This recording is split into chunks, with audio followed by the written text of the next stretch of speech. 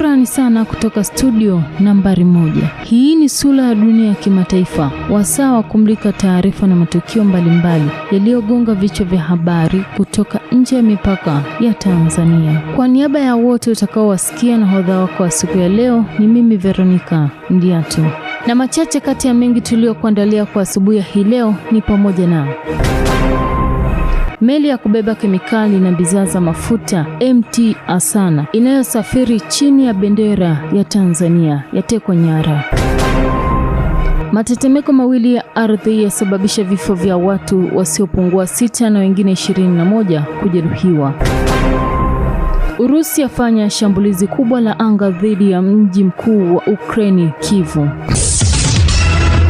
Msikilizaji, kumbuka na wewe ni sehemu ya kipindi hiki, hivyo una nafasi ya kutuma ujumbe wako mfupi kupitia nambari yetu ya hapa studio 0742124021. Lakini usisahau kutembelea kurasa zetu za mitandao ya kijamii, Instagram, YouTube tunapatikana kwa anwani moja ya Sauti Digital, na Facebook andika 96.1 FM. Hii ni Sura ya Dunia Kimataifa. Na sasa tuanze uchambuzi wa taarifa zetu tukianzia hapa katika bara la Asia. Meli ya kubeba kemikali na bidhaa za mafuta MT Asana inayosafiri chini ya bendera ya Tanzania imetekwa katika eneo la Ghuba ya Aden karibu na pwani ya Yemen, katika tukio lililodaiwa kuhusisha watu wenye silaha wanaoshukiwa kuwa maharamia kutoka Somalia. Mwanahabari wetu Liki Edward ana taarifa zaidi. Taarifa za awali kutoka kwa mamlaka za baharini nchini Yemen zimeonyesha kuwa MT Asana ilikuwa ikielekea mashariki katika Ghuba ya Aden wakati iliposhambuliwa. Ripoti ya kituo cha taarifa za baharini cha Yemen imesema tukio hilo limeanza baada ya meli hiyo kutoa ishara ya dharura, aliyosababisha mamlaka za usalama baharini kuanza kufuatilia mwendo wake. Kampuni ya usalama baharini ya Amrey imetaja uwezekano wa wahusika kuwa maharamia wa Kisomali, huku taarifa nyingine zikieleza kuwa watu 7 wenye silaha walihusika katika kutoa udhibiti wa meli hiyo. Hata hivyo, utambulisho rasmi waliotekeleza shambulio hilo bado halijatangazwa na uchunguzi ukiwa unaendelea. Baada ya kutekwa, meli hiyo ilielekezwa kuelekea upande wa pwani ya Somalia na baadaye ikaonekana katika eneo la karibu na Kaluula katika mkoa wa bahari unaodhibitiwa na Puntland. Hadi sasa hakuna taarifa rasmi inayothibitisha idadi kamili ya wafanyakazi waliokuwa ndani ya MT Asana wakati wa tukio hilo. Pia haijathibitishwa iwapo kuna wafanyakazi ambao wamepata majeraha, huku taarifa kuhusu uraia wao zikisubiri uthibitisho kutoka kwa mamlaka husika na mawakili wa meli hiyo. Tukio hilo imeongeza wasiwasi kuhusu usalama wa usafirishaji wa kibiashara katika Ghuba ya Aden, njia muhimu inaunganisha bahari ya Hindi na bahari Nyekundu. Eneo hilo limekuwa likikabiliwa na changamoto za kiusalama kutokana na mivutano ya kikanda na mashambulizi dhidi ya meli, jambo linalofanya waendeshaji wa meli hizo kuongeza tahadhari wanapopita katika njia hiyo. Wakati mamlaka za eneo na vyombo vya kimataifa vya usalama wa baharini vikiendelea kufuatilia hali ya MT Asana, bado haijafahamika iwapo meli hiyo na wafanyakazi wake wataachiliwa lini, ambapo tukio hilo linaendelea kuchunguzwa. Ikumbukwe tukio hilo limetokea tangu siku ya Jumatatu Julai 17, wakati meli hiyo ikiwa safarini katika maji ya kimataifa kusini mwa mji wa Al-Mukal katika mkoa wa Hadramaut nchini Yemen. Mimi ni Liki Edward, Sura ya Dunia Kimataifa. Shukrani sana Liki Edward kwa taarifa hiyo. Na sasa tuipe kisogo taarifa hiyo, tuelekee katika bara la Amerika ya Kusini.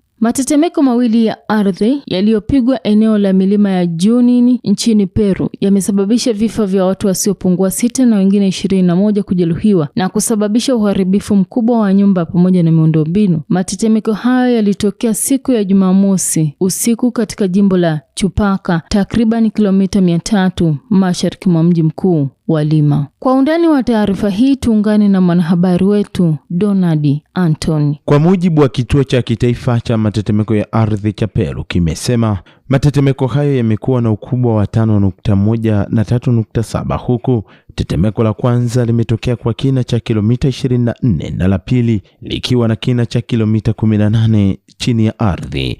Mkuu wa taasisi ya kitaifa ya ulinzi wa raia nchini Peru, Luis Vasquez, amesema watu wapatao 300 wamelazimika kuyahama makazi yao baada ya nyumba zao kuharibika, na kwa sasa wanapatiwa mahema kwa ajili ya kujihifadhi kwa muda. Taarifa za awali zinaonyesha kuwa nyumba 48 ziliharibiwa vibaya huku nyingine 18 zikiharibika kwa kiwango kikubwa kutokana na nguvu ya matetemeko hayo, na wafanyakazi wa uokoaji wakiendelea kuondoa vifusi katika maeneo yaliyoathirika. Vasquez amesema vikosi vya dharura na vya zimamoto vilifika mapema Jumapili kuanza shughuli za uokoaji, huku kikiwa na hofu kwamba huenda bado kuna watu wamekwama chini ya vifusi. Rais mteule wa Peru, Keiko Fujimori, ameeleza kusikitishwa na maafa hayo kupitia ujumbe aliouchapisha kwenye mtandao wake wa kijamii, akitoa pole kwa familia zilizopoteza wapendo wao na kuwapa moyo wote walioathirika na matetemeko hayo. Maeneo mengi yaliyoathiriwa, hususan katika Chupaka na Chongosi Bayo, yana nyumba zilizojengwa kwa matofali ya matope, hali inayozifanya kuwa rahisi kuanguka wakati wa matetemeko ya ardhi. Baadhi ya wakazi wamesema nyumba zao zimebomoka na kuharibika kabisa. Kituo cha matetemeko ya ardhi cha Ulaya na Mediterania awali kimekadiria kuwa tetemeko la kwanza lilikuwa na ukubwa wa 5.6, tofauti kidogo na taarifa ya kituo cha kitaifa cha Peru kilichotangaza ukubwa wa uzito wa 5.1. Peru ni miongoni mwa nchi zilizo katika eneo la pete ya moto ya Pasifiki ambalo linachangia takribani 85% ya shughuli zote za matetemeko ya ardhi duniani, jambo ambalo linaifanya nchi hiyo kuwa katika hatari kubwa ya kukumbwa na majanga ya aina hiyo mara kwa mara. Mimi ni Donald Anthony na hii ni Sura ya Dunia Kimataifa.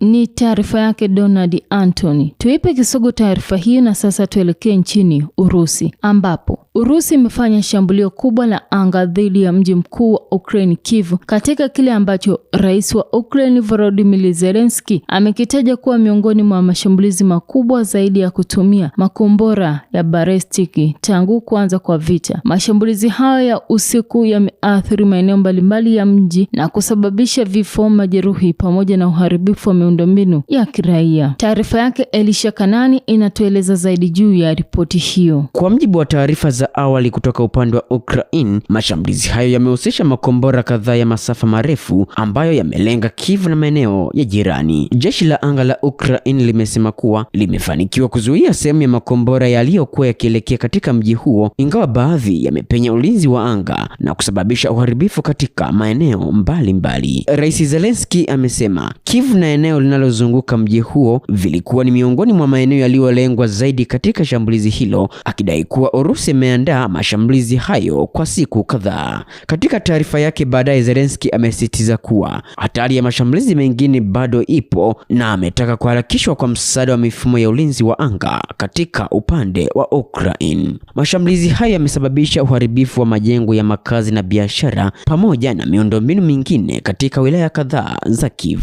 Huduma za dharura zimeendelea kufanya kazi katika maeneo yaliyoathirika, huku vikosi vya uokoaji vikifanya upekuzi katika maeneo yenye vifusi na kushughulikia moto uliosababishwa na mashambulizi. Taarifa kutoka miji mingine ya Ukraine pia zimeonyesha kuwa mashambulizi ya Urusi hayakuishia Kiev. Pia Kharkiv na Zaporizhzhia ni miongoni mwa maeneo ambayo yameripotiwa kushambuliwa na mashambulizi hayo. Kwa upande wa ulinzi wa anga, Ukraine imesema mifumo yake imeweza kuzuia baadhi ya makombora na ndege zisizo na rubani zilitumika katika mashambulizi hayo, ikiwa ukubwa wa shambulio umeibua tena mjadala kuhusu upungufu wa mifumo ya kuzuia makombora ya balistiki, hasa katika kulinda miji mikubwa yenye idadi kubwa ya raia. Mashambulizi hayo yanakuja wakati wa vita kati ya Urusi na Ukraine vikiendelea katika mwaka wake wa 5, huku pande zote mbili zikiendelea kutumia mashambulizi ya masafa marefu dhidi ya maeneo ya kijeshi na miundombinu. Wakati shughuli za uokoaji na tathmini ya uharibifu zikiendelea Kiev na maeneo mengine, mamlaka za Ukraine zimeendelea kutoa wito wa kuimarishwa kwa ulinzi wa anga na msaada wa kimataifa. Mimi ni Elisha Kanani, Sura ya Dunia Kimataifa. Shukrani sana Elisha Kanani kwa taarifa hiyo. Na sasa tutamatishe uchambuzi wa habari zetu asubuhi hii leo tukiangazia taarifa kutoka huko Mashariki ya Kati. Waziri wa ulinzi wa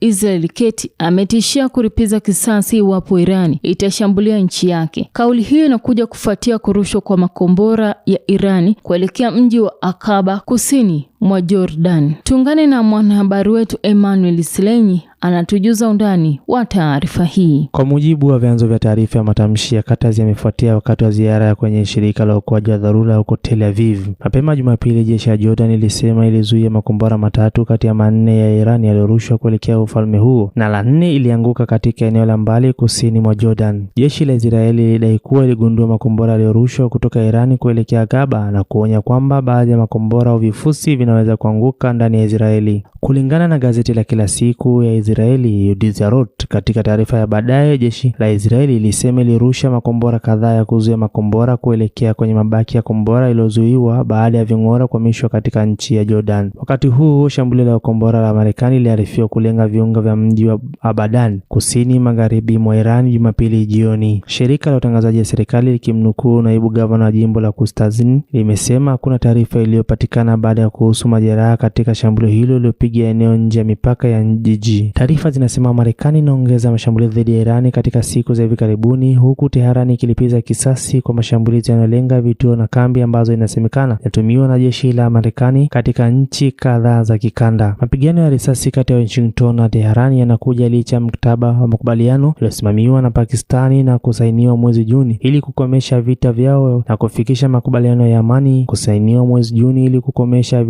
na kufikia makubaliano ya amani ya kudumu. Emmanuel Thomas, Sura Dunia Kimataifa. Shukrani sana Emmanuel Selenyi kwa kutujuza kile kinachoendelea huko. Na msikilizaji, taarifa yake Emmanuel Selenyi ndio inatupa nafasi ya kuweka nukta katika uchambuzi wa taarifa zetu kwa siku ya hii leo. Hadi kufikia hapo sina la ziada kwa siku ya hii leo, na kwa niaba ya wote uliopata wasaa wa kuwasikia, langu jina ni Veronica Mdiatu. Nikurudishe studio nambari 1 kuendelea na matangazo ya Morning Pressure. Shukrani sana na kwa heri kwa sasa.